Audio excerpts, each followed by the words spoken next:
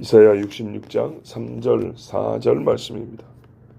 소를 잡아 드리는 것은 살인함과 다름이 없이 하고 어린 양으로 제사 드리는 것은 개의 목을 꺾음과 다름이 없이 하며 드리는 예물은 돼지의 피와 다름이 없이 하고 분향하는 것은 우상을 찬수함과 다름이 없이 행하는 그들은 자기의 길을 택하며 그들의 마음은 가증한 것을 기뻐한즉 나 또한 유혹을 그들에게 택하여 주며 그들이 무서워하는 것을 그들에게 임하게 하리니 이는 내가 불러도 대답하는 자가 없으며 내가 말하여도 그들이 듣지 않고 오직 나의 목전에서 악을 행하며 내가 기뻐하지 아니하는 것을 택하였음이라 하시니라. 아멘. 자, 말씀 자체 내용을 이해하는 것은 사실 별로 어렵지 않습니다. 근데 이제 이게 맥락을 이해하기가 좀 어렵습니다. 무슨 말인지 좀 이따 다시 말씀드리도록 하고요. 3절에 보면 소를 잡아 들인 것은 살인함과 다름이 없이 한다 그랬습니다. 뒤에 이야기들도 다 보면 뭐냐면 원래 하나님께 하는 것들입니다. 그죠? 소, 양 잡아 제사하는 것 원래 하는 거고 예물 드리고 분향하는 것 원래 하나님 앞에 나갈 때 하는 겁니다. 근데 이것들이 전부 다 하나님이 악을 행하는 것으로 그렇게 지금 말씀하고 있습니다. 그러면 왜 그렇게 보시냐 하면 그 행하는 방식이 옳지 않기 때문에 옛날에 향불을 들고 와라니까 다른 불을 통하여 향을 피웠다. 나답과 아비후가 그래서 죽었어요. 또 뭐라냐면 눈먼 것, 상한 것, 찢긴 것 가져왔다 그랬어요. 이렇게 바치면 하나님이 안 받는다는 거죠. 그것처럼 소를 잘 잡아가지고 하나님 앞에 바쳐야 되는데 어떻게 했냐면 그냥 막 피 흘리는 재미를 가지고 하는 것처럼 피 흘리고 빨리 고기나 뜯어먹지 않은 식으로 했다든지 어린 양으로 제사를 드려 했더니 어린 양은 하나님 앞에 1년 동안 잘 보살펴갖고 흠없이 깨끗했는데 그냥 꼴보기 싫은 개의 목을 꺾어서 죽여버리는 것처럼 하나님 앞에 제사 드리는 것을 거룩하고 깨끗하게 준비하지 않냐고 온갖 부정하고 더러운 것들을 처리하는 것처럼 그렇게 했다는 것으로 볼 수도 있고 그렇게 했다는 거죠. 또 예물은 정결하고 몸을 깨끗하게 하고 이렇게 드려야 되는데 자기도 깨끗하고 제물도 깨끗해야 되는데 예물도 돼지 피는 고기도 먹으면 안 되지만 그 피를 손에 묻힌다는 건 말도 안 되는 거거든요. 그래가지고 하나님 받으시오 하는 것처럼 글을 올렸다는 겁니다. 그러니까 예물을 얼마나 더럽게 해갖고 왔는지 얼마나 하나님을 우습게 여기고 했는지 분향하는 것 꼭 우상 숭배하는 방식으로 한다는 거예요. 제사상에 향 피우는 것처럼 막 이렇게 돌리고 어쩌고 하나님이 시킨 그런 방식으로 만들지도 않고 아무 데서 사와가지고 귀신한테 향 피울 때 하는 그거 그대로 갖고 와가지고 한다든지. 여러분 한번 생각해 보세요. 여기 꽃꽂이 하는데 장의사 와가지고 옛날 상해에 꼽던 꽃이 있어요. 그 종이로 만든 거, 창호지 같은 걸로 만든 거. 그런 거 한 100송이 갖다 이따 깔아놓으면 예배당이 좋겠죠. 보기 색깔 찬란하게 흰 거 빨간 거 막 꽂아놓으면 말도 안 되죠. 그거보다 더 지저분한 게 얼마나 많습니까? 그나마 보기 좋다는 깨끗하게 보이는 그 종이꽃 정도도 예배당에 어울리지 않는데 하물며 성전에다가 우상 숭배할 때 하는 것 그대로 갖다가 꽂아놓고 하나님을 노래한다고 하면서 그 향 올라갈 때 노래소리 막 이상하게 하면서 노래 부른다. 하나님이 그걸 기뻐 받겠습니까? 안 받겠죠? 이거 다 지옥에 떨어질 죄입니다. 이렇게 재물이 부정하고 마음이 부정하고 방식이 하나님 말씀에 전혀 맞지 않는 부정한 방식, 하나님을 멸시하는 표를 그냥 아주 그냥 강하게 나타내는 그런 제사, 이건 하나님을 욕되게 하는 거죠. 그게 이제 우리 본문의 번역입니다. 근데 어떤 번역은 어떻게 돼 있냐? 옛날의 번역에는 그게 아니고 이렇게 말하고 있어요. 실상은 소를 잡는다는 것 자체가 살인하고 뭐가 다르냐? 이런 말로 번역한 데 있어요. 또 어린 양을 부정한 것을 가져오고 병든 것을 가져와서 문제가 아니고 어린 양을 잡는다는 것 자체가 사실 그만한 비슷한 개하고 등치가 비슷한데 개 잡는 거하고 뭐가 다르냐? 이렇게 보면 무슨 말이냐면 본래 구약에 이 하나님 앞에 제사 드리고 예물 드리는 것이 하나님의 명령인데 어느 땐가는 이걸 안 해야 되는 때가 온다는 겁니다. 안 해야 되는데 꼭 이걸 하겠다는 거예요. 왜? 단도직입적으로 말하면 예수 그리스도가 오셔가지고 단번에 제물이 되셔서 영원한 숙제를 이뤘는데 우리는 꼭 예수 피는 됐고 소를 잡아야 되겠다는 거예요. 예수 피 그거는 아무 소용이 없고 반드시 양을 잡아가지고 하나님께 바쳐야 우리가 조금이라도 죄 용서를 받는다고 고집을 부린다는 겁니다. 그러면 하나님 뭐라 했어요? 그걸 받으시겠어요? 그래, 너희는 옛날 방식으로 구원받아라. 너희는 옛날 방식으로 나한테 예물 드리고 속죄를 받아라. 하나님 그래 하겠어요? 아니죠. 절대로 그럴 필요가 없다 하겠죠. 예수 피면 족하다 이렇게 말해야 되겠죠. 그래서 그걸 강력하게 표현하기 위해서 야 이제는 소 잡는 거 그거 해봐야 아무 소용없어. 그거 살인하는 거하고 똑같은 거야. 예? 아니 옛날에는 속죄일에 소 잡아가지고 제사장이 자기를 정결케 하고 어쩌고 했는데 자기 죄를 먼저 씻고 했는데 이게 살인하고 똑같다고요? 어찌 그런 일이 있답니까? 어떻게 바뀔 수가 있답니까? 야 히브리서 봐봐. 새 언약이 올 때까지 개혁할 때까지 맡겨둔 걸 그랬다. 이제 예수 그리스도가 와서 새 언약이 왔기 때문에 예수를 예표하는 방식은 그 효력이 끝났기 때문에 그거를 실체했냐 하는 것은 얼마나 무익하고 헛되냐. 내가 그걸 실상을 말해주면 이제 그거 살인하고 똑같고 개 잡는 거하고 똑같고 돼지 피풀이가 똑같고 우상 앞에 향피 얻고 전하는 거 똑같아. 더 이상 그러면 안 돼. 이제는 어떻게 하냐? 주 예수 그리스도를 믿고 예수 피로 말미암아 죄수를 받고 예수 이름으로 내 앞에 나오면 되는 거야. 내가 처음부터 원래 약속한 길이 그 길이었어. 그러니까 그런 헛된 짓거리 하지 마라. 이렇게 말씀이 번역이 된 성경도 있습니다. 자, 뭐 첫 번째하고 두 번째하고 어느 게 더 맞는 것 같으세요? 두 번째가 좀 더 맞는 것 같죠? 자, 이게 이제 만약에 두 번째가 맞으려면 맥락이 맞아야 된다는 얘기인데 왜 그러냐면 아니 왜 그동안에 해오던 제사를 하나님께 바치던 예물을 그 행위 자체를 부정한 것으로 하나님이 여기시냐는 거죠. 그러려면 새 것으로 대체가 돼야 그렇게 되는 것이죠. 만약에 그렇다면 그거를 왜 바로 여기 이사야 66장에다가 기록해 놨을까? 예, 이사야 66장에다가 그거를 여기다 기록해 놨냐? 보세요. 지금은 이제 새하늘과 새 땅 아닙니까? 마지막 만물의 구원이 마지막에 가까웠으니 우리 구원의 끄트머리 완성이 가까웠다는 나는 그거 아닙니까? 그래서 1절 2절에도 뭐라 했어요? 성전 이야기를 했잖아요. 성전. 너희가 사람의 손으로 지은 성전이 그것이 무엇이냐? 너희 자신이 사하고 통해하는 심령으로 나에게 나와야 될 거 아니냐? 그래야 진짜 구원을 받는다는 것이죠.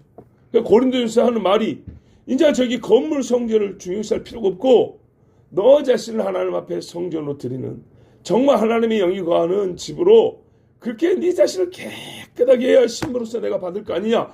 그래야 새하늘과 새 땅이 들어간다. 그렇죠? 예. 그런 맥락이기 때문에 요 후자의 해석이 맥락적으로 더 맞다 이 말입니다. 맥락적으로.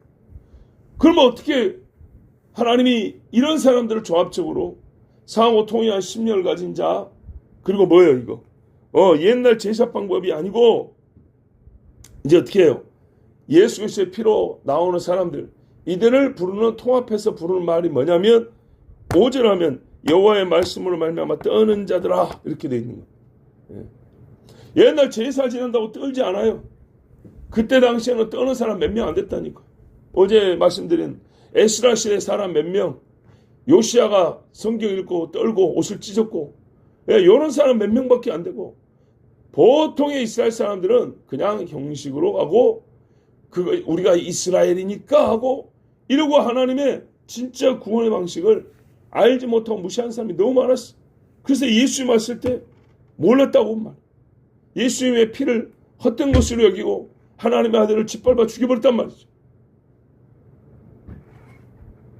자, 물론 옛날에도 제사를 있다고 들어가지고 하나님이 바벨을 팔아버렸어요. 그러니까 이제 사람의 속으로 보면 옛날에도 하나님 앞에 진심으로 전심으로 나가고 겸손하게 믿음으로 나간 사람은 그때나 지금이나 하나님이 구원의 길을 가르쳐 줍니다. 상황적인 어려움에서 구원해 주시고 영원한 생명도 주십니다. 가르쳐 줘요. 그 길이 어딘지, 무엇인지. 근데요, 옛날에 못된 놈들은 지금도 똑같아요. 이런 식으로 하는 거예요. 옛날 구약시대에도 형식적으로 고라처럼 교만하게 한 사람들은 지금 예수님 피를 놓고도 똑같아요. 그렇죠? 지금 시대를 좀 구분해놨지만 사람의 마음으로 보면 시대가 상관없이 항상 이런 식으로 하나님 앞에 나간 사람은 구원의 길을 얻지 못했어요. 왜요? 그들은 자기의 길을 택하며 마음이 가장한 것을 기뻐했다. 예나 지금이나 이런 사람들은 다 구원 못 받는 거 똑같지 않습니까? 한 번도 하나님의 길을 택한 적이 없어요. 자기 속에서 무슨 선한 것이 나온다고 언제나 자기가 정한 길을 구원의 길로 여기고 하나님의 말씀을 따라 인생 여정을 걸어간 적도 없어요. 왜요? 마음이 가증하기 때문에 있어요. 마음이 부패하기 때문에. 본래부터 선한 것을 좋아하지 않고 의로운 것을 기뻐하지 않는 그런 마음을 갖고 있어요. 그래서 하나님이 가르쳐주면 가르쳐줄수록 싫은 거예요. 성경 말씀에 너희 아비는 마귀인이라고 그랬잖아요. 그렇죠?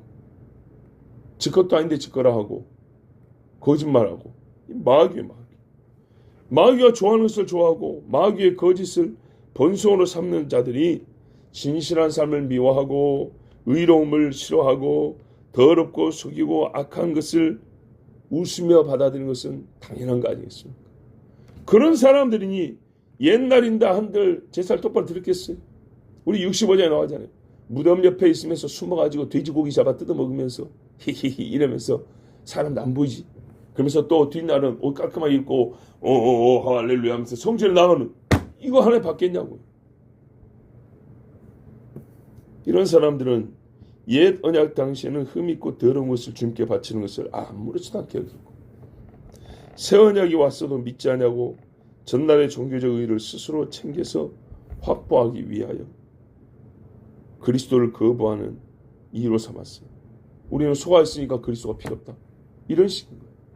자, 그래서 하나님은 뿌린 대로 거두게 하시는 분이기 때문에 그들이 한 그대로 돌려줍니다.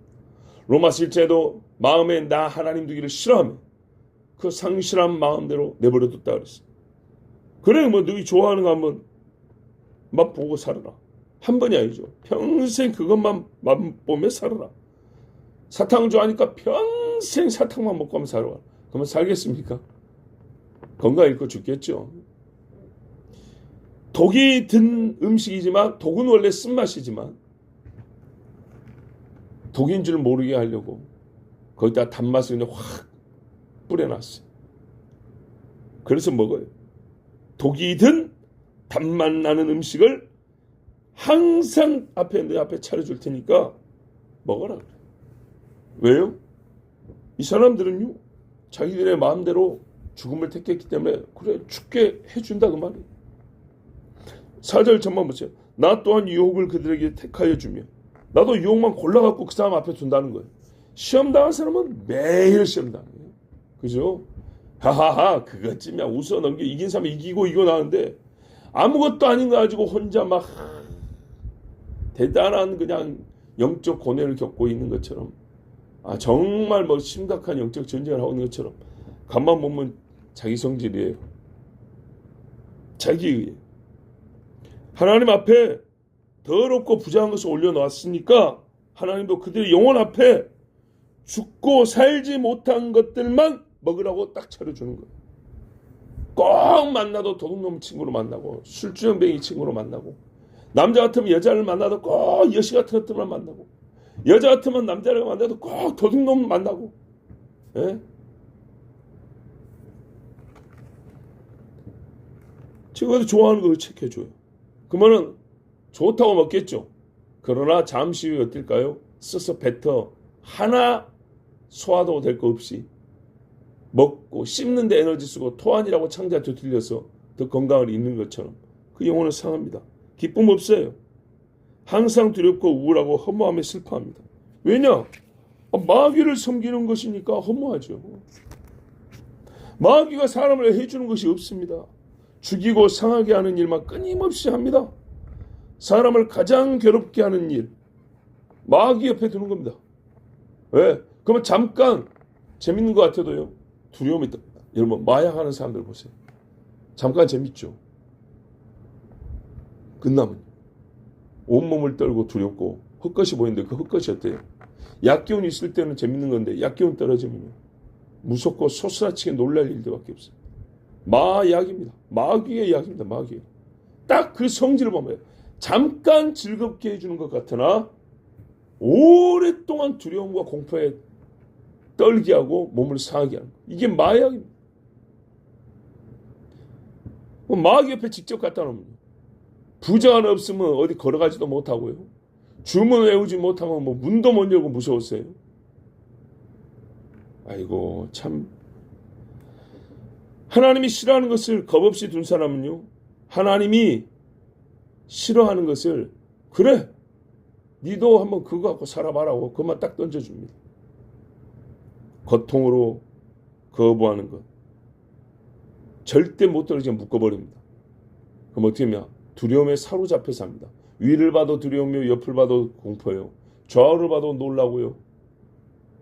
몸둘 바를 모르고 바다 깊은 곳에 빠져 있는 것 같고 하늘에 붕 떠 있는 것 같고 저 돛대 위에 요만한 송곳 같은데 등이 하나, 등 밑에 송곳 하나 있이 거기서 흔들흔들 있는 것 같고, 자 에베레스트 산꼭대기에 그 눈보라 가운데 혼자 서 있는 것 같고,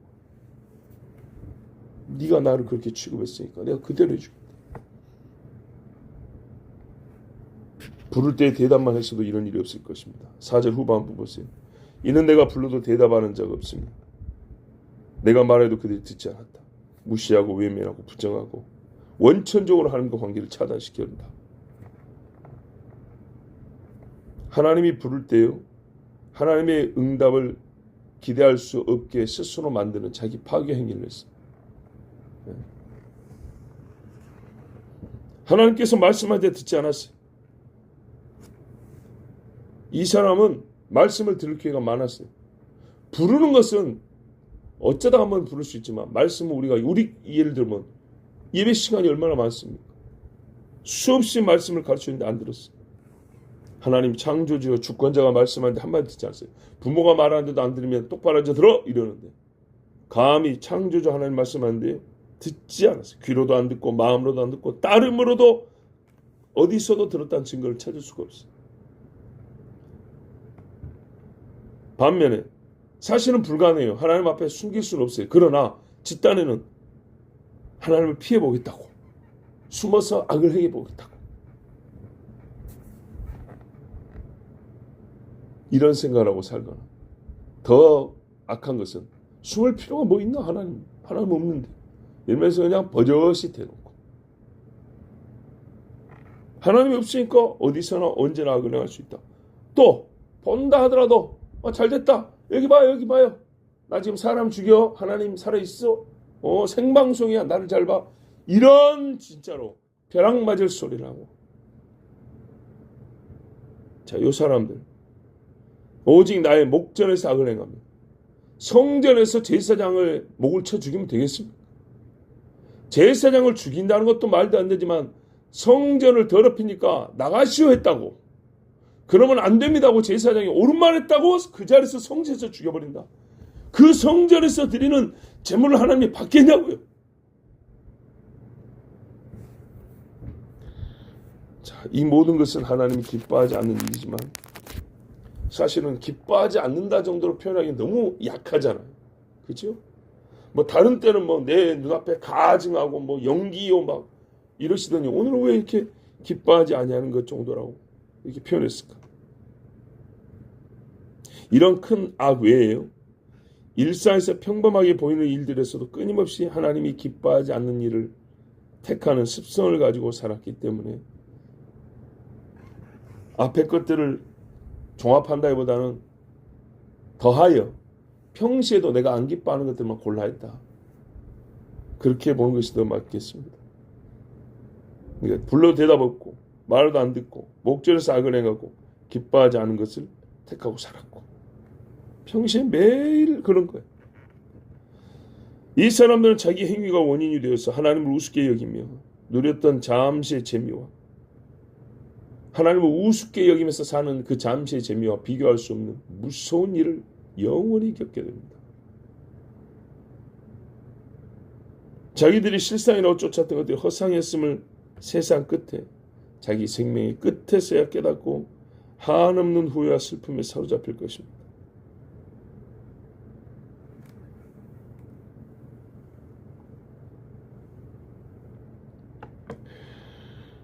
하나님을 버린 자를 하나님이 버립니다.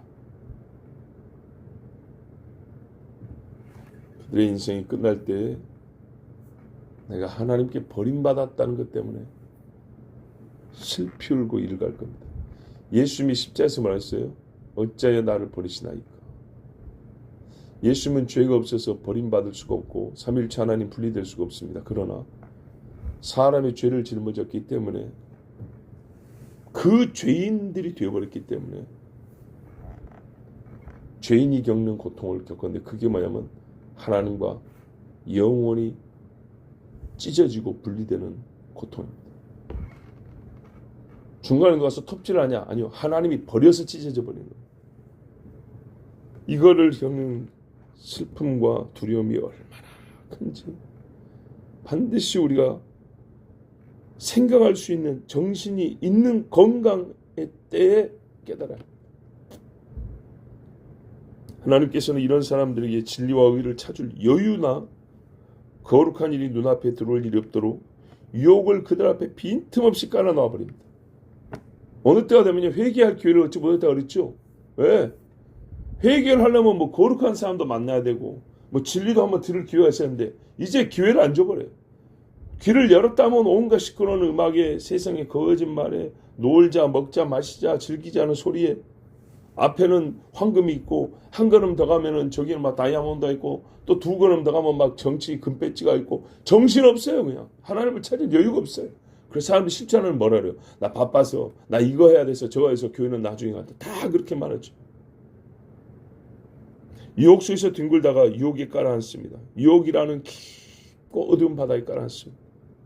하나님을 멸시하는 자에게는 하나님께서 반드시 이렇게 해줍니다. 오늘 그렇게 말씀했지 않습니까? 그들이 한 그대로 여러분에게 기도하러 나온 여러분에게 평안을 주기 위해서 그럼 반대는 어떻습니까? 하나님이 주를 섬기는 자에게는 또 이렇게 해주십니다라고 더하여 말하고 싶으나 오늘 본문은 여기까지입니다. 제가 더할 필요가 없이 때가 되면 하나님께서 주를 섬기는 자가 얻을 평안과 복에 대하여 정말 감당할 수 없이 큰 희락으로 영광으로 우리에게 또 말씀을 주십니다. 또 전해주셨고 오늘은 이 말씀을 들으십시오. 어느 때라도 하나님이 우리에게 생명을 주시기 위하여 허락하신 은혜의 방편들과 구원의 길에 예표가 됐던 실상 없이 예수 그리스도를 마주하였던 간에 하나님이 정말 우리를 살리시려고 주신 그 길을 걷지 아니하고 외면하는 자는 하나님이 네 가던 길 그대로 가라 돌아오지 마라 무섭게도 그렇게 말씀하실 때가 있습니다. 그러므로 그날이 오기 전에 우리가 오늘이라 불리는 날이 어리죠. 구원의 날은 오늘입니다. 하나님이 주신 은혜를 오늘 우리가 다 받고 이 66장의 최종 약속과 같이 새 예루살렘이더라 하나님이 사랑하는 자들이라 여호와의 말씀에 떠는 자들이라 칭하는 우리 모두 되기 바랍니다. 기도하겠습니다. 하나님 아버지 감사합니다. 정신 놓고 들을 말씀이 아니요 눈 감고 들을 이야기가 아니요 아버지여 하나는 듣고 둘은 놓쳐도 되는 그런 경고의 말씀이 아닙니다. 토시 하나 빠짐없이 한 구절이라도 잊어먹음이 없이 한 문장이라도 다음으로 미룬 일 없이 오늘 다 듣고 오늘 깨닫고 오늘 우리가 주님 앞에 회개할 줄은 회개하고 돌이켜야 할 마음을 돌이켜서 주님의 택하신 선한 길, 옳은 길, 의의 길, 곧은 길 예수 그리스도로 말미암아 하나님께 나가는 그 길 아버지여 우리가 그 길을 걷게 하여 주시옵소서. 하나님이 이미 우리를 부르셨습니다. 부르심에 응답하게 하옵시고 말씀하셨습니다. 순종하게 하옵시고 하나님 보고 계십니다. 아버지 말씀에 순종하여 의를 행하게 하옵시고 매사에 주님이 우리의 삶을 걸음을 지도하여 주사 항상 좌우로 치우침 없이 하나님을 떠남이 없이 주의 손잡고 우리의 믿음의 여정을 나아갈 수 있도록 주 도우시고 인도하여 주시옵소서. 예수 그리스도의 이름으로 기도하옵나이다. 아멘.